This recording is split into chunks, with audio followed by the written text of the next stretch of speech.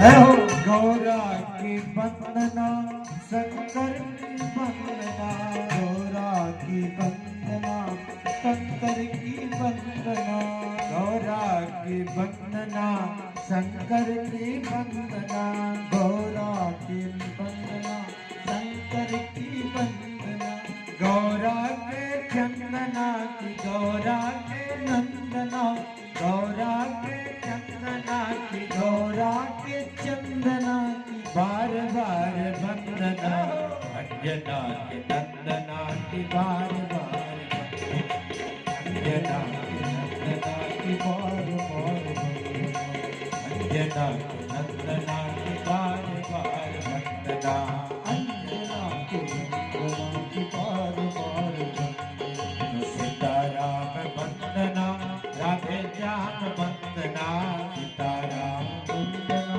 राधे श्याम वंदना, अंजना के नंदना की बार बार वंदना, अंजना के नंदना की बार बार वंदना, अंजना के नंदना की बार बार वंदना, अंजना के नंदना की बार बार वंदना, सीताराम के नंदना की बार बार वंदना, अंजना के नंदना की बार बार वंदना।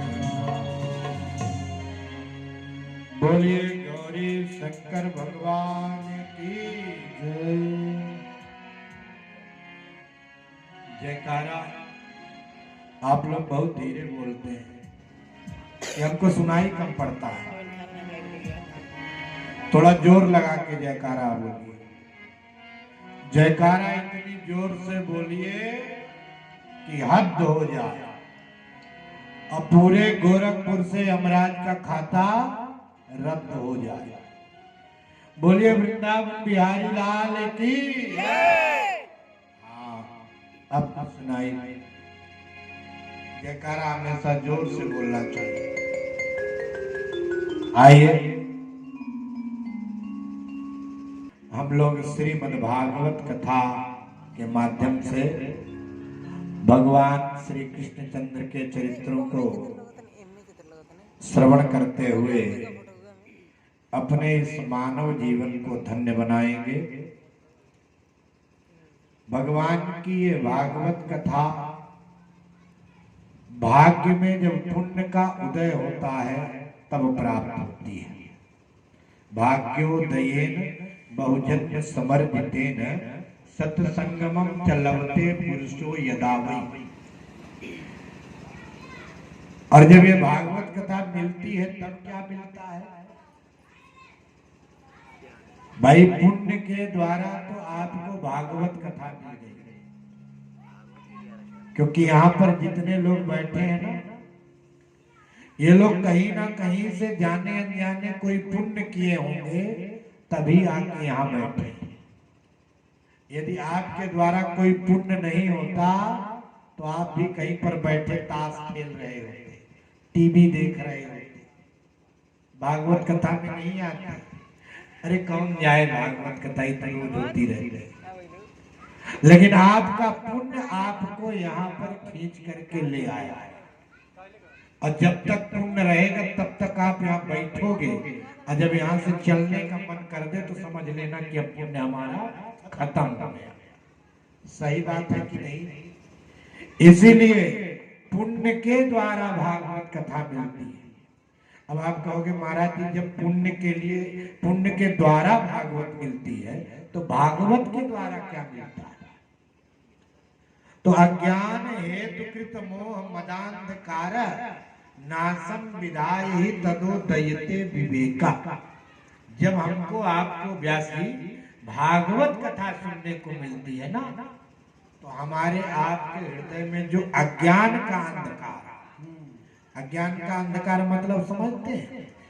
बाहर के अंधकार में तो आदमी थोड़ी दूर हाथ फैला के चल भी सकता है, लेकिन अंदर जब अंधकार छा जाए तो वह व्यक्ति अपने माता पिता को भी माता पिता मानने के लिए तैयार नहीं होता है।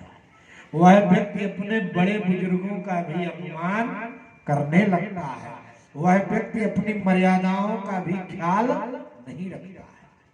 ये कब होता है? जब अंदर अंधकार कहेगा बोले काम का, क्रोध का, मोह का, लोभ का, राग का, द्वेष का, जब ये अंधकार आकर के हमारे हृदय रूपी कक्ष में कब्जा कर लेंगे तो हमको फिर किसी बड़े बुजुर्ग में सम्मान का भाव प्रकट नहीं होगा, संत ब्राह्मण में श्रद्धा नहीं होगी, भगवान और भगवती पर आस्था नहीं होगी, फिर हम श्रृंखल हो जाएंगे, पशुवत हो जाएंगे। ये अंधकार का प्रभाव होता है। तो जब हम भागवत कथा सुनते हैं तो हमारे हृदय में जो अंधकार छाया है वह अंधकार दूर होता है। कैसे? बोले संसार का अंधेरा जिस तरह सूर्य के आने पर भाग जाता है उसी तरह से भागवत कथा सुनने पर हमारे हृदय के, हमारे अंतर हृदय में बैठे अंधकार भी जगह खाली कर देते। इसीलिए लिखा गया अज्ञान हेतु कृत मोह मदांधकार नासम विधाय ही तदो दयते विवेक। और जब अंधकार रूपी अज्ञान का विनाश हो जाता है तो फिर एक भास्कर का प्राकट्य होता है। भास्कर माने क्या होता है? आप लोग जानते हैं ना? भास्कर किनको बोलते हैं? सूर्य भगवान। किनको बोलते हैं? तो जब अज्ञान का अंधकार हमारे हृदय में भाग जाता है हृदय से तो एक भास्कर का हमारे हृदय में प्राकट्य होता है। और उस भास्कर का नाम क्या है मालूम है? बोले उदयते विवेक। विवेक रूपी भास्कर का प्राकट्य होता है। और जब विवेक आएगा तभी महाराज हम भगवान को भगवान, माता पिता को माता पिता, बहन बेटी को बहन बेटी समझ पाएंगे। तभी हमारे हृदय में सज्जनता, संस्कार, संस्कृति, समन्वय और समदर्शिता की भावना प्रकट होगी। और ये विवेक आएगा कब? बोले जब आप सत्संग में जाओगे तब। क्यों? क्योंकि बिना सत्संग के विवेक मिल ही नहीं सकता। और जब तक विवेक नहीं होगा तब तक आप समाज में अपने आप को सिद्ध नहीं कर सकते। बाबा जी ने लिखा पूज्य श्री रामचरितमानस में गोस्वामी तुलसीदास जी महाराज, बिनु सत्संग विवेक न होई, बिनु सत्संग विवेक न होई, बिनु सत्संग विवेक न होई, बिनु सत्संग विवेक न होई, राम कृपा बिनु सुलभ सोई, राम कृपा बिनु सुलभ सोई, राम कृपा बिनु सुलभ सोई, राम कृपा बिनु सुलभ सोई, राम कृपा बिनु सुलभ सोई, राम कृपा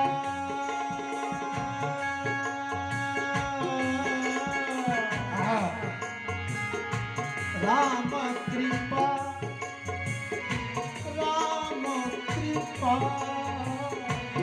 राम कृपा बिनु सुलभ न सोई, बिनु सत्संग विवेक न होई, बिनु सत्संग विवेक न होई।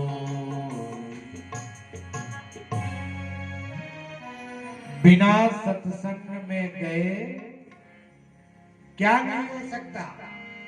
हाथ उठाओ।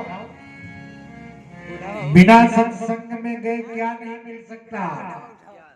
अभी हमने उपाय समझ में आया कि नहीं? ये देखिए बहन भी बता रहे, विवेक क्या नहीं मिल सकता? बिनु सत्संग विवेक न होई। और सत्संग कब मिलता है? बोले जब राम जी की कृपा हो जाए तभी सत्संग मिलता है। बिना राम कृपा के सत्संग संभव नहीं है, ये हम नहीं, बाबा जी ने रामचरितमानस में लिखा, राम कृपा बिनु सुलभ ना सोई। बिना भगवत कृपा के सत्संग मिल ही नहीं सकता। अच्छा एक बात बताओ, आप लोग यहाँ पर बैठ के कर क्या कर रहे हो? सत्संग कर रहे हो ना? सत्संग कर रहे हो कि नहीं कर रहे हो? तो सत्संग आप कर रहे हो, इससे एक बात तो सिद्ध हो जाती है, क्या? बोले आपके ऊपर राम जी की कृपा है। आपके ऊपर यदि राम जी की कृपा नहीं होती तो आप यहाँ पर सत्संग करने के लिए नहीं आते, कुछ भी बहाना बना देते। आज हमारी बुखार चढ़ी है, आज हमारा सिर दर्द कर रहा है, आज हमारा पेट दर्द कर रहा है, कान दर्द कर रहा है, कुछ भी कह देते। कब कहते ये? जब आपके ऊपर राम जी की कृपा नहीं होती।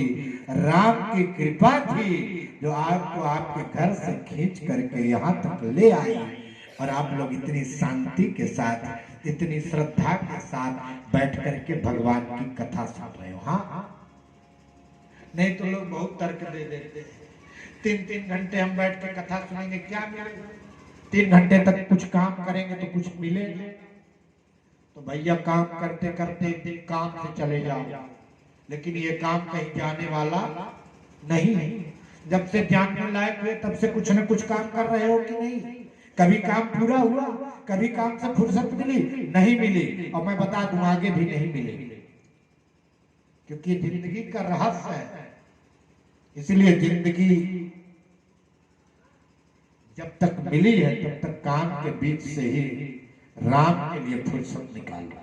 जिंदगी जब तक रहेगी फुर्सत न होगी काम से, और कुछ समय ऐसा निकाल लो, प्रेम कर लो राम से, तो जिनके ऊपर भगवान की कृपा होती है, जिनके पूर्वजों का आशीर्वाद उनके ऊपर रहता है, उनको सत्संग मिल ही जाता है। हाँ, और जिनके ऊपर कृपा नहीं है, दुनिया भर का तर्क वितर्क करते रहते हैं। एक बार 2 बालक, एक का नाम राम, एक का नाम श्याम, इनको मिठाई बहुत पसंद थी। अब करें क्या? मिठाई पसंद तो बहुत है, लेकिन पैसा एक भी नहीं है। एक ने कहा एक काम करते, पैसा तो मिठाई खाने के बाद देना पड़ता है ना, चलो पहले मिठाई खाते हैं, बाद में जो होगा सो देखा जाएगा। तो दोनों गए हलवाई की दुकान में। सवेरे 9 बजे की बात, गरम गरम जलेबी छन रही थी। अब जलेबी को छनते हुए, चाशनी में डूबते हुए देख करके और इच्छा जागृत हो गई, अब तो हम बिना मिठाई खाए रह नहीं सकते, करें पैसा नहीं। एक ने कहा चलो खाते हैं, जो होगा सो देखा जाएगा। तो गया हलवाई से पूछा, भैया जलेबी कैसे दिए? उसने कहा 20 रुपए किलो, 250 ग्राम दे दो। अब गया जलेबी खाने लगा। श्याम ने सोचा जब राम खाने ही लगा जलेबी तो हम क्यों खड़े हैं, चलो हम भी खाते हैं, जो इसका होगा सो हमारा होगा। तो श्याम भी गया, भैया जलेबी क्या रेट है? बोले 20 रुपया किलो, 200 ग्राम दे दो। वो भी बैठ के खाने लगा। अब श्याम पहले खाना शुरू किया था तो श्याम की जलेबी खत्म हो गई। वो चलने लगा, दुकानदार ने, हलवाई ने कहा अरे भैया पैसा? बोला पैसा? अरे आते ही तो 10 रुपए दिए, याद नहीं है क्या, भूल गए? हलवाई बोला नहीं भैया तुम कहाँ दिए, तुम तो रेट पूछे बैठ गए। बोले अच्छा, तुम सवेरे सवेरे झूठ बोल रहे हो। और जब झगड़ा होने लगा, लोग झगड़े की तरफ बड़े ध्यान से देखने लगे और विचार करने लगे कि इसने दिया है कि नहीं, ये झूठ बोल रहा है कि ये झूठ बोल रहा है। उसी समय राम ने कहा भैया तुम अपने झगड़े में मेरा 10 रुपया मत भूल जाना। हलवाई ने सोचा अभी बोल दूंगा कि हाँ तुम भी नहीं दिए हो तो सब सोचेंगे ये झूठ बोलता है। बोला नहीं भैया आपका तो याद है, आप तो दिए हो। और इस तरह से दोनों पा लिए। बाद में लोगों ने कहा भैया किसी ने देखा हो तो बताओ कि इन्होंने 10 रुपया दिया है। राम बोला हाँ हमने देखा। कब देखे हो?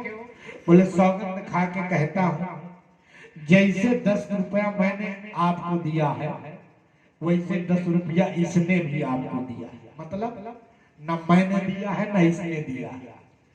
तो तर्क की कोई प्रतिष्ठा नहीं होती, तर्को प्रतिष्ठा महाभारत में लिखा गया है।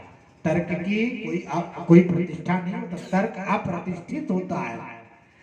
इसीलिए सत्संग, भगवान की कथा और राज्य की इच्छा से भगवान के प्रति आस्था, विश्वास, ये सब श्रद्धा का विषय है। मोशन कन्वर्टेड टू स्टोन, श्रद्धा के कारण ही हमारे आपके भारत में पत्थर में भी भगवान की भावना प्राप्त की जाती है। और प्रहलाद जी महाराज की भक्ति को सिद्ध करने के लिए भगवान खंभे से अपने स्वरूप में प्रकट हुए नरसिंह रूप में, कथा आप सब लोग जानते हैं।